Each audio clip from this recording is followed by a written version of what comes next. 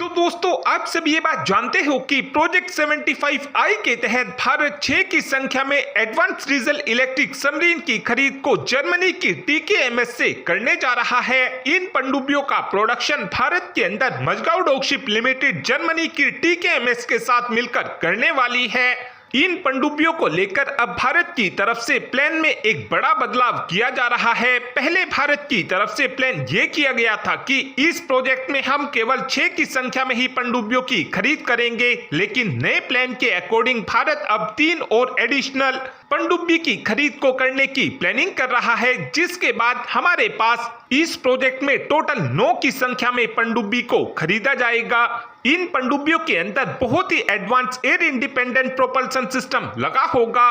भारत की तरफ से अब 3 एक्स्ट्रा पनडुब्बियों को खरीदने का फैसला इसलिए भी किया जा रहा है क्योंकि चाइना और पाकिस्तान तेजी से अपनी नौसेना में पनडुब्बियों की संख्या को बढ़ाने में लगे हुए हैं।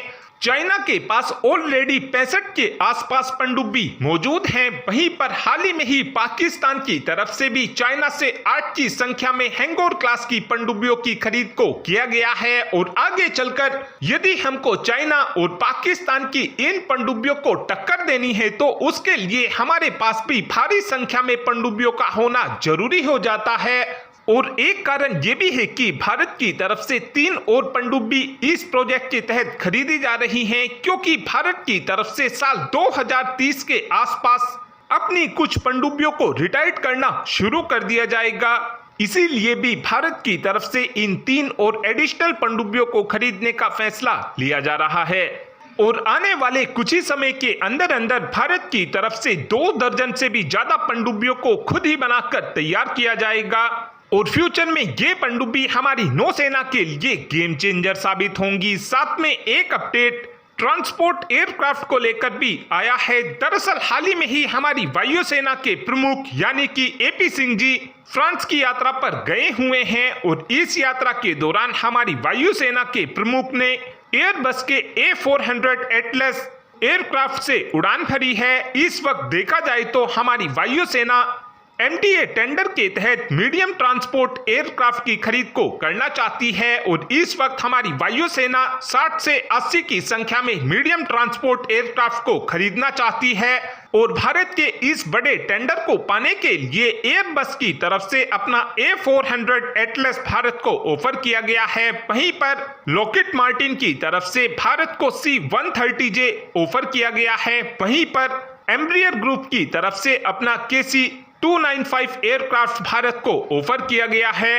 इन तीनों एयरक्राफ्ट में से भारत की तरफ से किसी एक एयरक्राफ्ट की खरीद को किया जाएगा, लेकिन आपको बता दें कि इस टेंडर में जो हमको ये तीनों एयरक्राफ्ट ऑफर किए जा रहे हैं, इनमें से जो ये एयरबस का A400 एटलस है ये अपने साथ में सबसे ज्यादा पेलोड को कैरी कर सकता है। ये एयरक्राफ्ट अपने साथ में 37 टन के पेलोड को काफी आसानी से कैरी कर सकता है।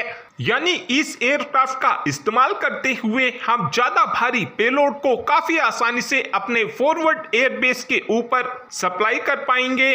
और इस टेंडर में यदि हमारी वायुसेना की तरफ से एयरबस के A400 की खरीद को किया जाता है तो इस एयरक्राफ्ट का इस्तेमाल करते हुए हम बड़े बड़े मिशन को काफी आसानी से परफॉर्म कर पाएंगे। इवन यदि हमको अपने हथियारों को एक जगह से दूसरी जगह पर ट्रांसपोर्ट करना होगा तो उस काम को भी ये एयरक्राफ्ट बखूबी कर पाएगा।